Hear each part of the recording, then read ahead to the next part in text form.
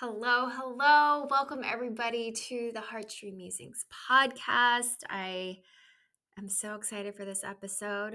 I love that I'm always excited for all of my episodes, but today is going to be a solo episode. For the past couple of episodes, especially for season 2, I wanted to do something different where I integrated different guests on the podcast because I wanted to bring on different perspectives. I wanted to learn more about how other people got into their line of work and just share their story in hopes that it would help you and inspire you, whether they were also on, the journey of having different downloads, spiritual insights in the line of healing and all of that good stuff. But today I'm taking it back to myself, going inwards, and it's been really fun to connect with people and see how their journeys have brought them to where they are and also connect with them in a different way. But I really wanted to focus this episode on reflection. And anytime that I do a solo episode, it's all about me either sharing a personal experience that I've had and reflecting on how that has impacted me, influenced me, shaped who I am, in hopes that it also provides inspiration for you.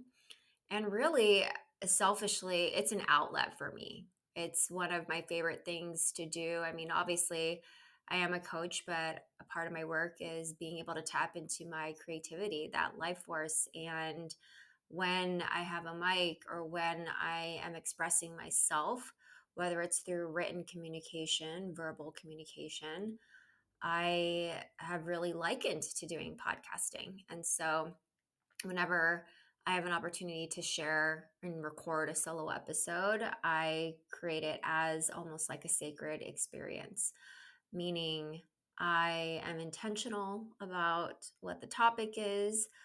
I have gotten less and less rigid on what exactly I'm going to say. And I just allow spirit to speak through me, right? I first learned when I was in 12 step community, we would often give talks, and it would be about you sharing your experience. And afterwards, there would be three types of talks, right? The one that you had prepared, the one that you actually said, and then the talk that you wish you said afterwards. And so I remember doing these podcast episodes thinking, oh, okay, I'm going to focus on, these topics and I'm going to say this. And I even scripted it out. But I've learned to just kind of let go, allow that magic to come in and know that spirit source is speaking through me, and whatever needs to come up and out of me is what is going to resonate and land with you. And so today I am going to speak about women's circles, the potent power of women's circles and their origins. My first experience of sitting in a women's circle, my first time gathering in, any type of circle that's intimate and sacred, and the self-love circles that I've hosted, the most recent one that I hosted this past weekend, and just where it's going to take me. And so I really wanted to talk about the power of that. And so I'm going to dive right into it.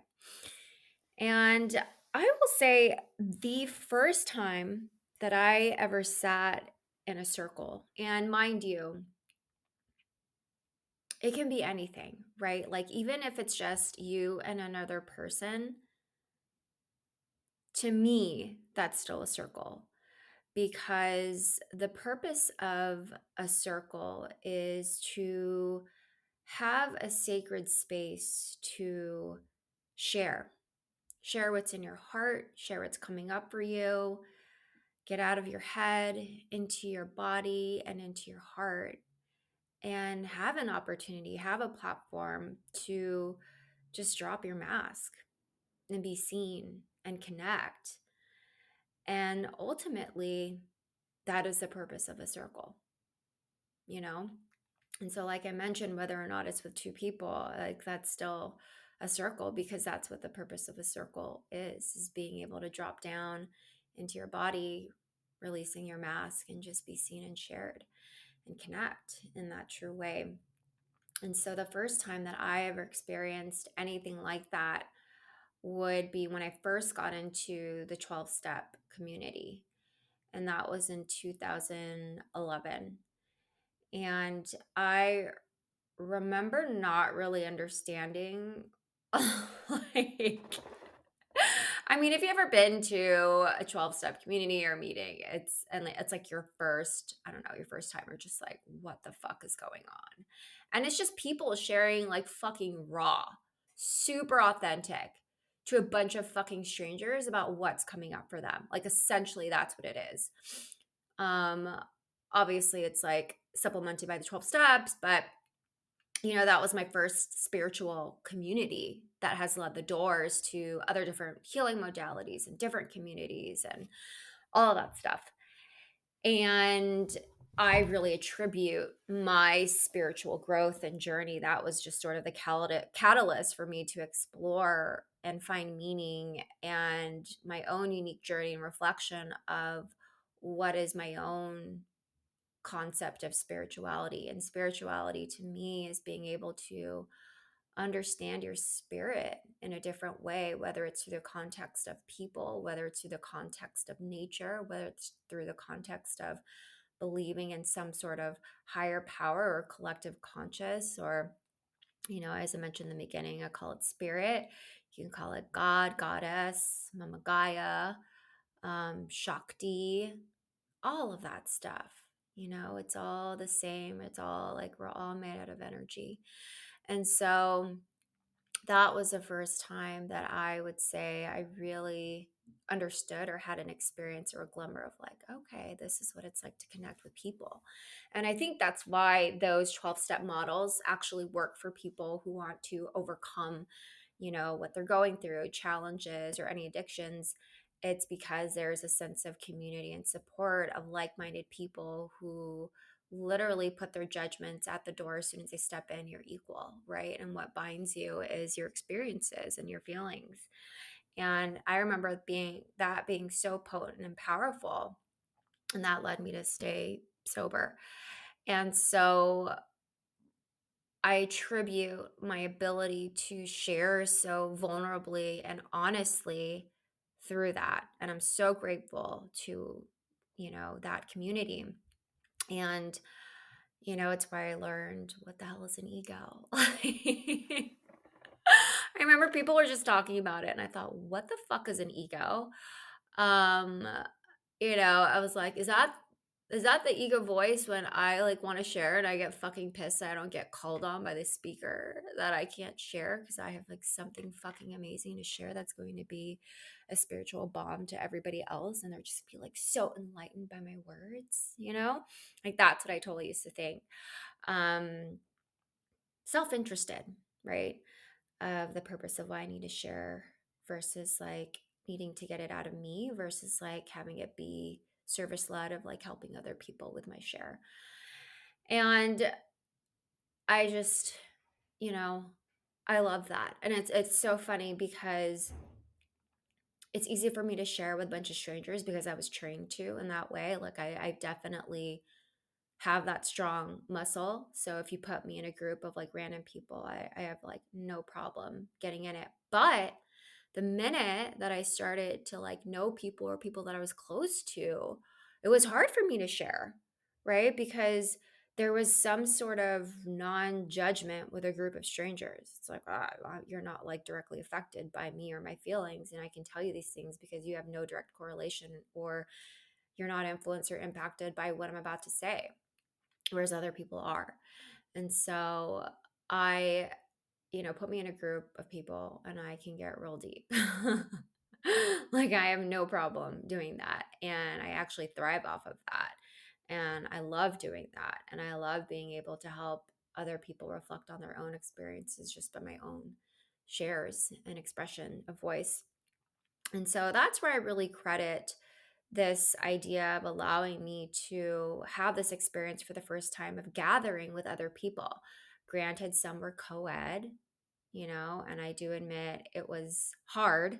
I remember when I first got sober, there were a lot of cute guys. There were a lot of cute guys, and it was almost just like filtering my share, right? Like, I don't want to sound too crazy. What if I want to date these people? You know, and it's funny, I remember my first year of sobriety, a lot of people said, like, oh, my first sponsor, she said, it's going to be meetings, movies, and masturbation. Like, that's going to be your life for the next year. Um, but what I also found so potent were the women's circles where you could really, really, really lean into what does it mean to be around this feminine energy. And it was so interesting because the first 12-step meeting I ever went to, it was a women's group and they were so fucking beautiful. I was like, what the hell? These people are so fabulous. They look like they have amazing jobs. And I think it was because they had beautiful designer purses and they just all looked pretty with their makeup. And I was like, oh, y'all don't look fucking crazy. You look amazing. And that's what really connected me, right? Granted, how superficial it was because I saw myself in them through my eyes first before hearing them, before feeling them in my heart. And it allowed me to be free in a way, knowing that I was safe with other women.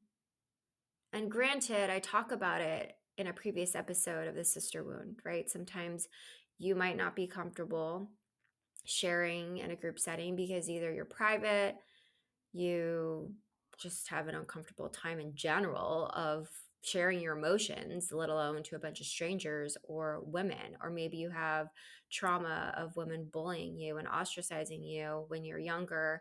And you're like, I don't like women because they're threatened by me. They are mean to me. I've had bad experiences. They bully me, all of that stuff. And so maybe you don't feel comfortable in a women's circle. And so, as we take those things on into different things, it's when we do gatherings, it's so important, I think, to create this sacred space of like, one, it's sacred, right? Sacred meaning what is a purpose? And I talked about it in the beginning of it's an opportunity to leave your shit at the door and not be judged and drop that mask and just be seen and shared. And, I want to talk about the origins of the circle. And I have this book called The Women's Circle: How to Gather with Meaning, Intention, and Purpose by Anushka Florence. And it's a beautiful book about how to structure your circles, different rituals that you can do with women, the origins of the circle. And so I'm going to give a little bit of a background, like historical background of circles. And I love this passage, and I'm going to reference this and put it in the show notes, but I'm going to read this part. And she says, women's circles are ancient, deep within us. We know them. We feel them. We long for them. When we step back into them, we feel the women before us, the ones who knew their divinity, the ones who were free. Yet with that, we also feel the pain of the suppression that broke these circles away. And thus, every time we step back into circle, we are calling our power back, the light and the dark, the wisdom and the magic. And through a collective healing and a collective remembering, we awaken. We do this for our grandmothers. We do this for our daughters. We do this for our sisters, our mothers, ourselves. For there is no safer space for a woman than a sacred space held by the sacredness of the circles. A space for you to remember who you really are. And in remembering who you really are, you let go of who they told you to be. It's so good. That really touched my heart. I think I'm going to read that every time I hold a circle. It's just really beautiful to set the intention, right? And the origins of the circle can date back to, they were documented in 800 CE. Isn't that crazy? And they stem from African roots. And so these spaces, they were actually created for women when they were menstruating, when they were on their moon. And so oftentimes in the villages, women lived very close to one another in close proximity. And it I mean, it was pretty normal for a village to all the women to be menstruating together. And so these circles were essentially, moon lodges, menstrual huts, the red tent. And so it was a nice sacred space for these women to gather together to honor their cycle, to honor nature, um, to honor the moon cycles as well. And they would leave their responsibilities behind and rest and go inward. And now you see these practices coming back of what it means to work with your energy as a woman, the different phases of your cycle, even understanding the different phases of the actual moon. When do you need to take rest? Using seasons. When are you in winter, spring, summer, and fall? What foods to eat, nourishment. And it was also believed that women during this time were very, very powerful. And so these communities that they lived in, they would ask the women that were actually menstruating to ask spirits for guidance because it was believed that they had these spiritual powers, right? And they were just in these tents and, communing together, talking, just being women, doing rituals, all of these beautiful, amazing, amazing things. And so it was just truly seen as a reverent space for healing, letting go, and just being around each other. And, these traditions have been all over the world, Native American tribes, and so on, you know. And it's interesting because, in a society that used to be very matriarchal, um, the Western world and patriarchy started to come up. And, these organized religions and these sacred feminine spaces and nature rituals and traditions and these communities were eventually forbidden. And so in the 15th century, there was this book called The Hammer of the Witches, which essentially was a guide on how to hunt and persecute women that were in their power.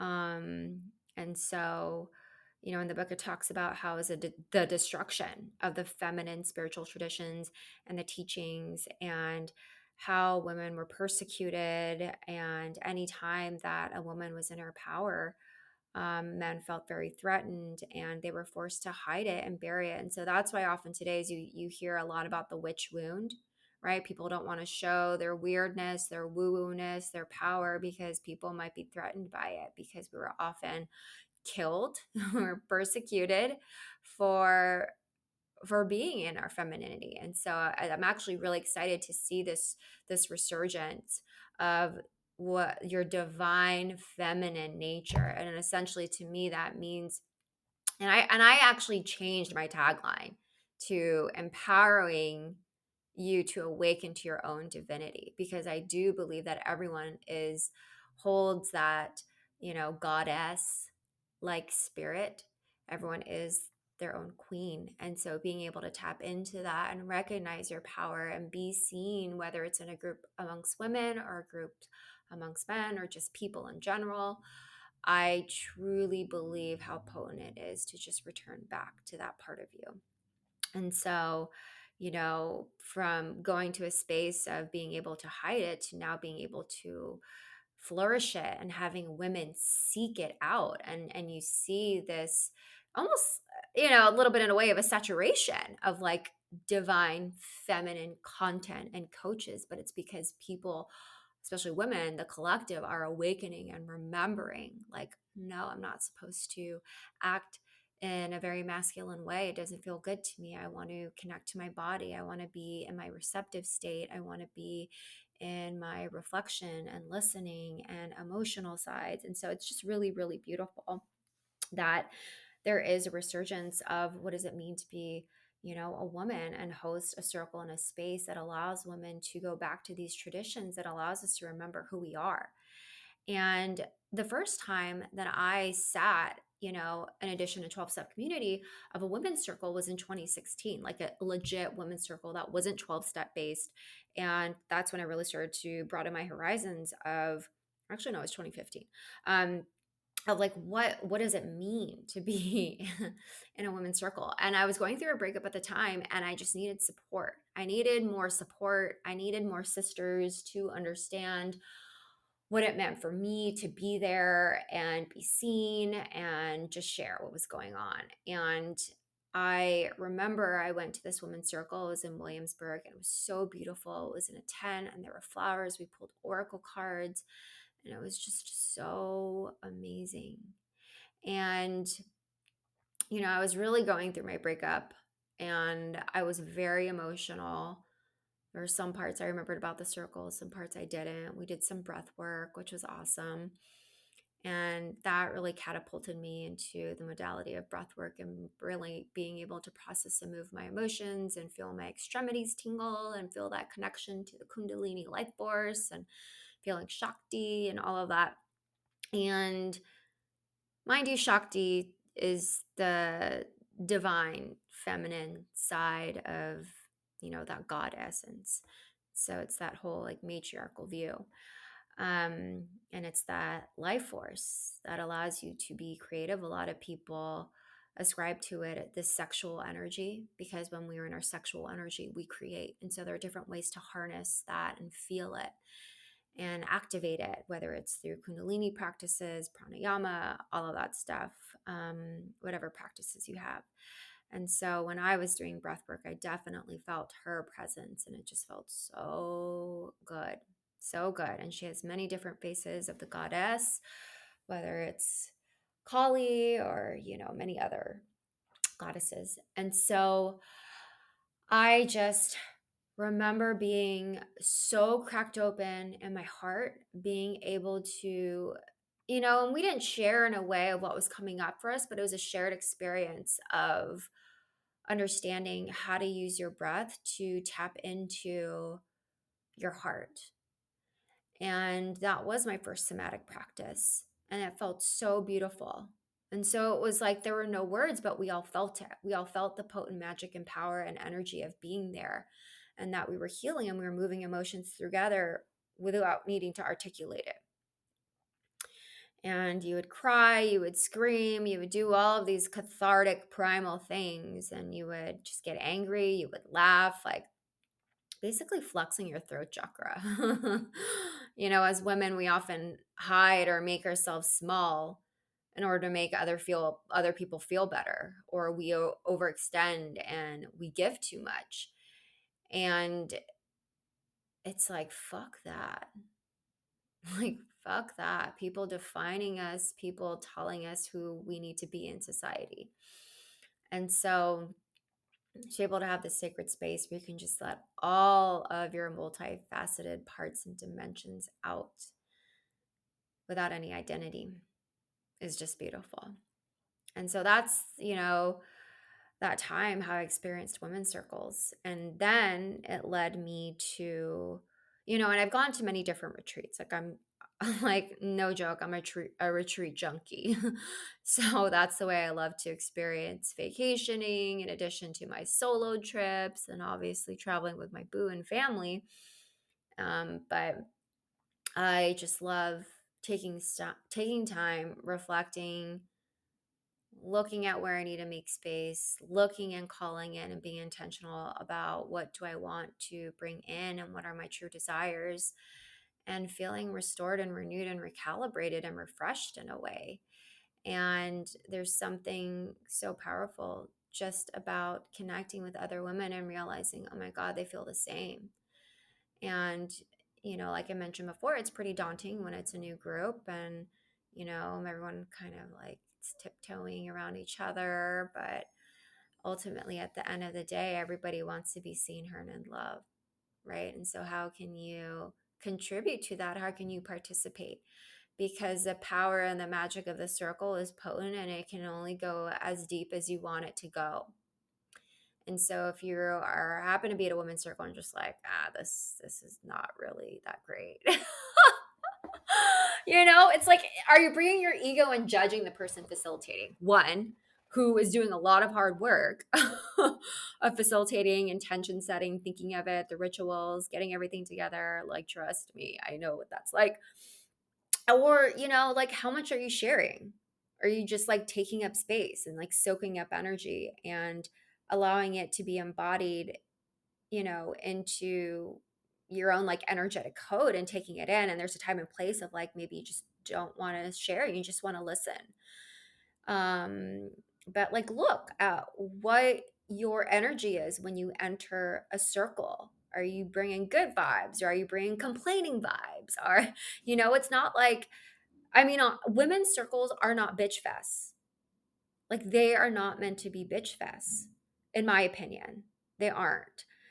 And, it's a place for reflection.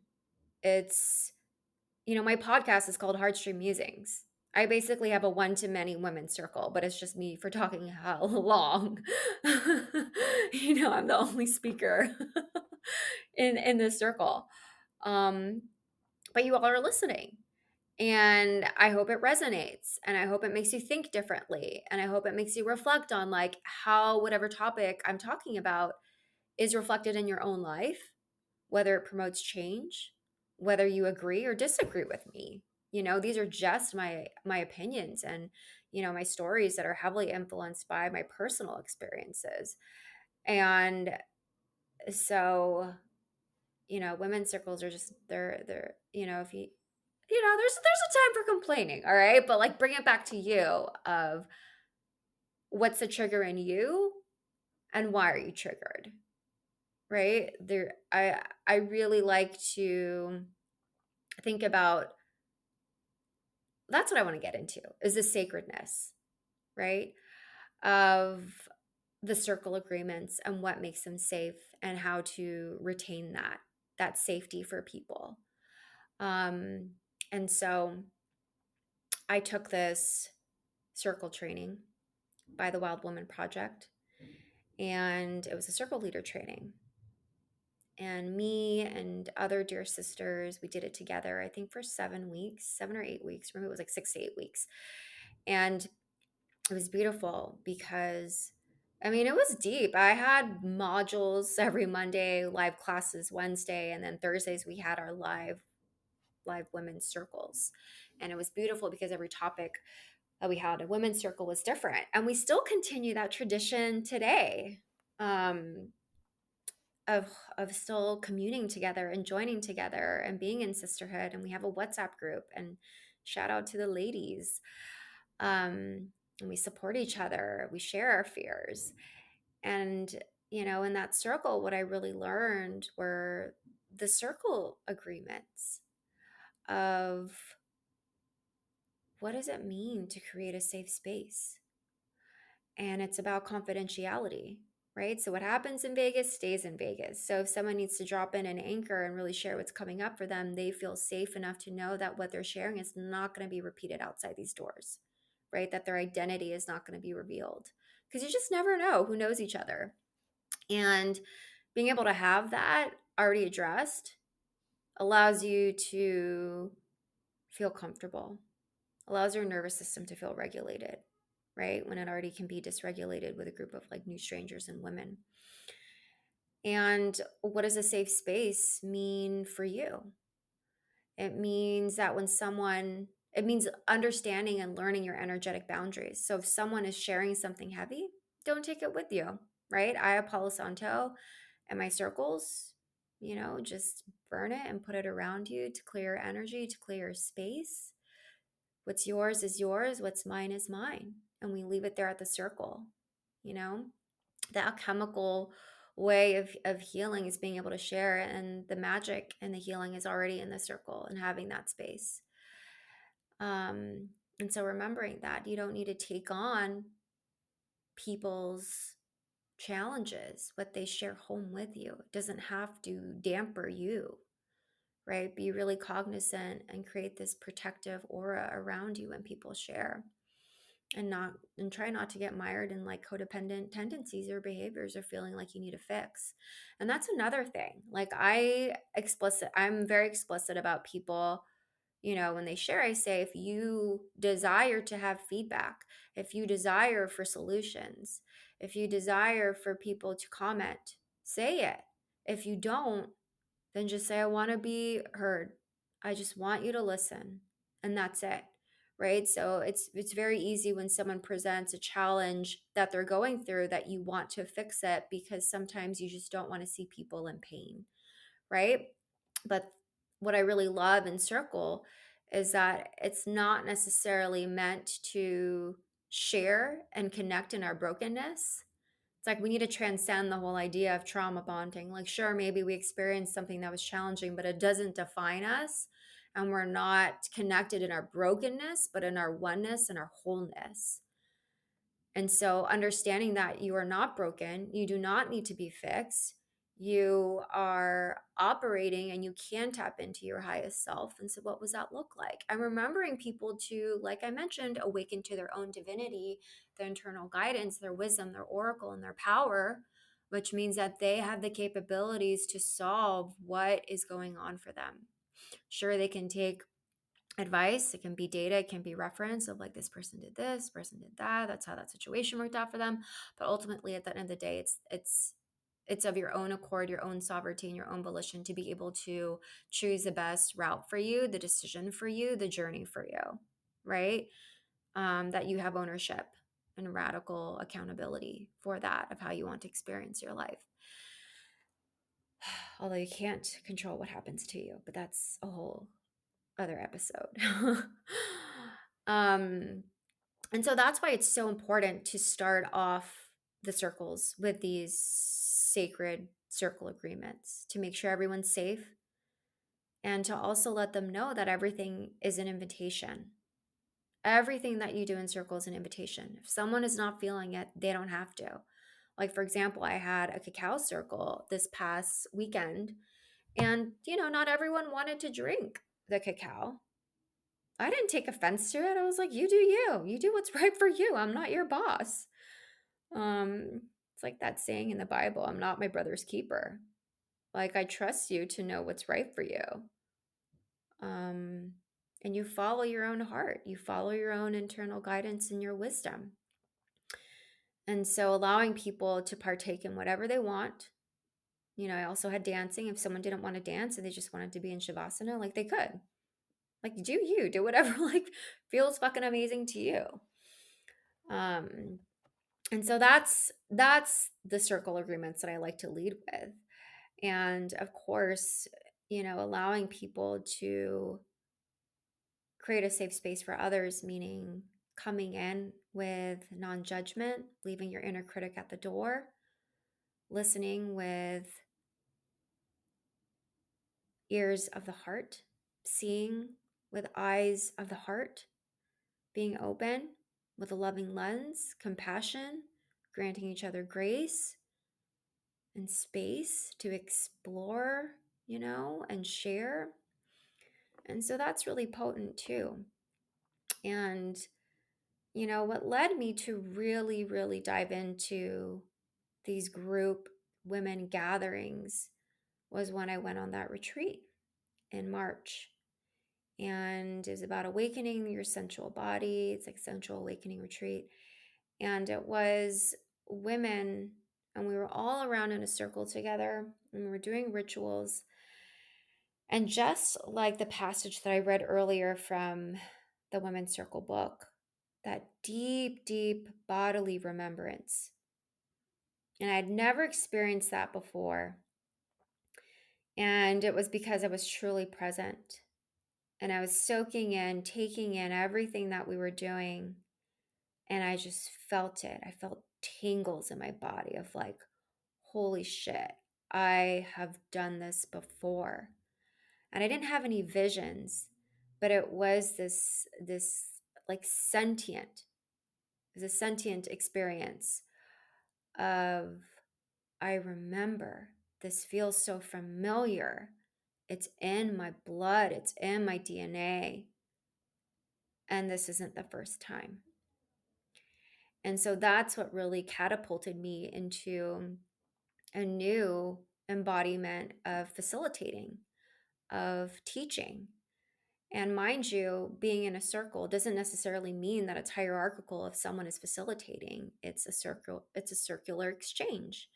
We all give, we all receive, and it's beautiful, right? Someone's just leading it, setting the tone. And I just remember thinking, wow, I do want to do this. Granted, that was a retreat, but I was like, I want to hold mini versions. I will hold a 2-hour circle instead. And then, I was working with Cacao at the time, and I just, have had that practice, but I wanted to really formalize it. And I took this training through the Matiosh method by Christine Olivia. And it was just a beautiful, beautiful, beautiful training where we got to really understand and, incorporate the history and understand the sanctity of consuming cacao and the origins of how it's made with intention, and how some people, like the witch wound, cannot actually use cacao in their native land. And we talked about the cacao that came from Guatemala, how the Mayans and Aztecs, they used it for medicinal ceremonial purposes, and it's a plant ally, a guide, and it's beautiful, beautiful stuff. And I wanted to share that in a circle of women, one, to allow them to open their heart, right? Because the whole power of it is just being able to be seen. And so I really wanted to implement cacao, and the way that we do it in the Matiosh method is also incorporate ecstatic dancing and movement, right? Really moving the emotions through you. And so the somatic movement that I used was breathwork in the very beginning of my circles. And now this was movement, and also incorporating cacao, and also incorporating time to share and allow others to express what came up for them, their desires, their fears, all of that stuff. And how can we support each other as we traverse together on a similar journey, walking side by side, hand in hand. And so,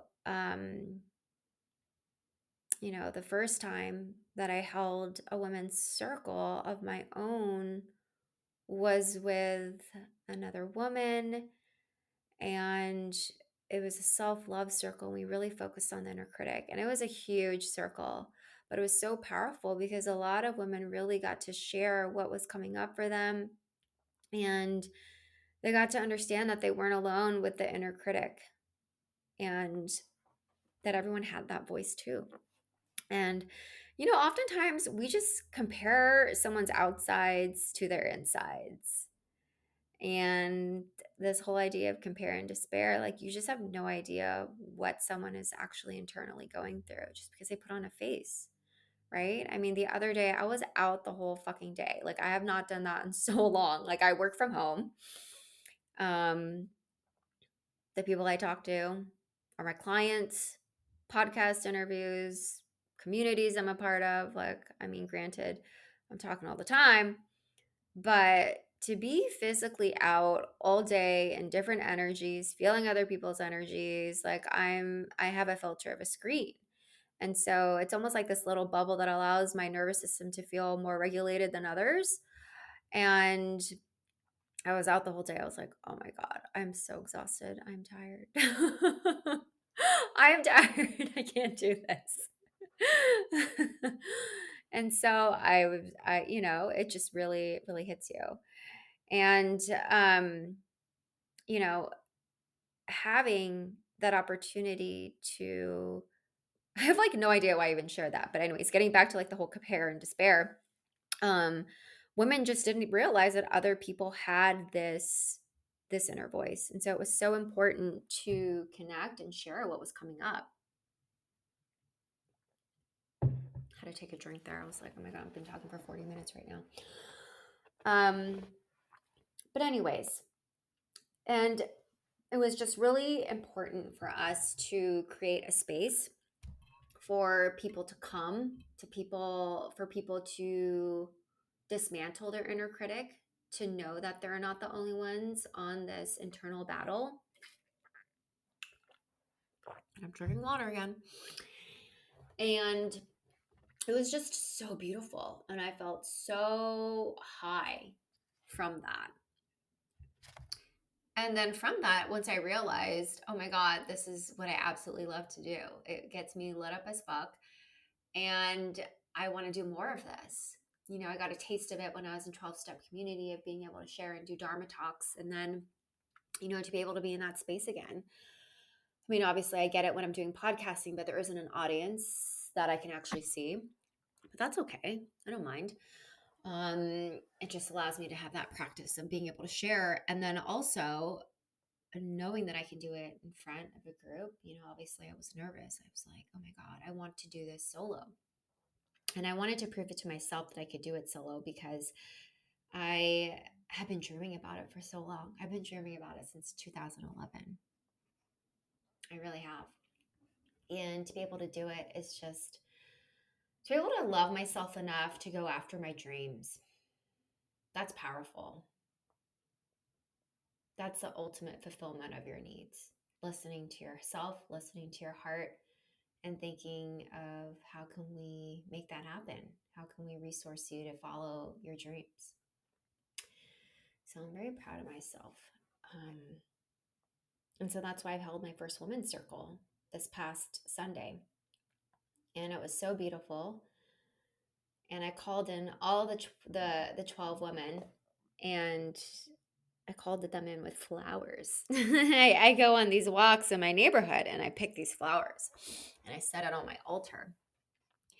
And I set the intention of what I wanted the vibe to be, what I wanted them to experience, what I wanted them to take away, how I wanted them to feel. And I kept that as my true north as I started planning out the structure, because I did get caught up in my head of, oh my God, it's a reflection on me if the circle's a shit. You know, and I realized like, no, the magic is in the circle. I'm just creating this space for them to do it. I'm creating this space for them to carve out time for themselves. And I'm allowing them to visit this temple, you know, and experience Shakti, whatever that is for them. And so it was just really, really beautiful. And I put so much intention and thought, and I was so mired in like, what am I going to say? Oh my gosh, a lot of events and sessions and circles and retreats that I love going to, they don't look at their notes. Like, oh, I'm going to look at my notes. And, you know, it's just like sharing. Like, and I found myself getting nervous as it started to begin. And I dropped us into meditation, not only for them, but for myself also, so I could be present and not so in my head about what was going on and how it's being perceived.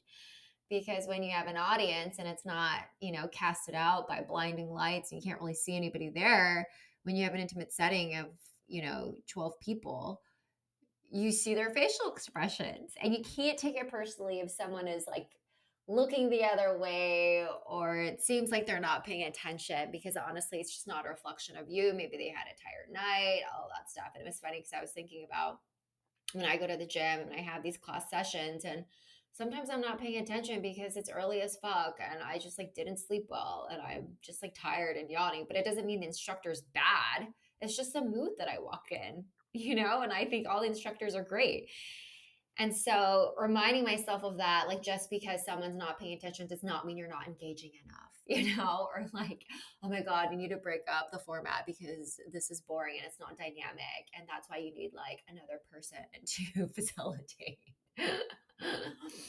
So, I mean, it's just all these learning experiences and it was beautiful. And I love the fact that I didn't let my fear prevent me from doing it, or my perfectionism, you know, of like, it needs to be a perfect circle. I need to have more time under my belt. I want to do it as a teaser, like all of that stuff. Like, no, I just fucking did it. And I, you know, the women had a beautiful, beautiful time. And I love the feedback that I got. Like, I love how women were able to get so vulnerable.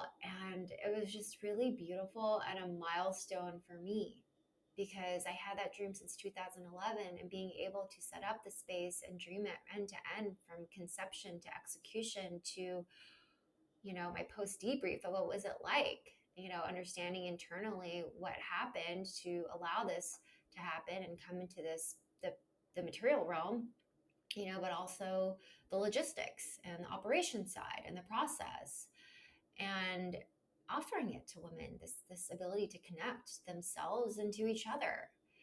And so that is why I'm going to expand even more. I love hosting these circles. I'm going to mix it up. I want to do online circles for people that aren't able to join in the Bay Area or wherever I'm located at the moment. And, even do day retreats. It's funny. It's like I'm always taking my goals to new heights. And so going to be teasing it out soon, but I do have a little surprise coming in September. And I'm just riding on the momentum and how lit up I am about holding these spaces for others, because I know how powerful it can be to heal in community.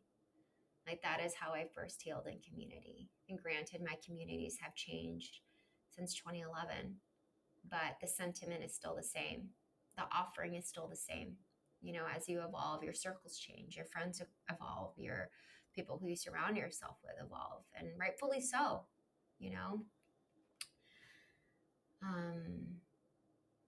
and so I hope this episode served you in some way or capacity to want to experience a circle, whether it's a women's circle, a men's circle, or a co-ed circle, to explore your inner realm and connect and be seen and share in each other, and the power of how you can also heal in community, and that this isn't a lonesome journey. Like, you're not the lone wolf. You got to find your own pack. And I always love starting every circle with a Wild Woman invocation, and that's what I learned in the Wild Woman Project. And I will end it here. And even though it's funny how I'm ending the podcast episode with it, but I love it. And so you light up a candle and you say, let this flame represent the wild spirit that burns within each of us. And as we awaken our own wild spirit, we awaken the collective spirit. So good. So good. So if you want to work with me, I have a round of one-on-one coaching opening up. The next round of mentorship begins in November. And it's an opportunity for you to heal your core wounds, to connect to your own inner truth, to be your own wild, authentic self, and awaken to your own divinity.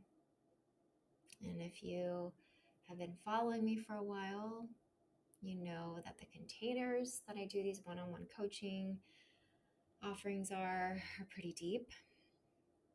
We do EFT, we get to the root cause, and we allow you to step into that queen, that goddess energy.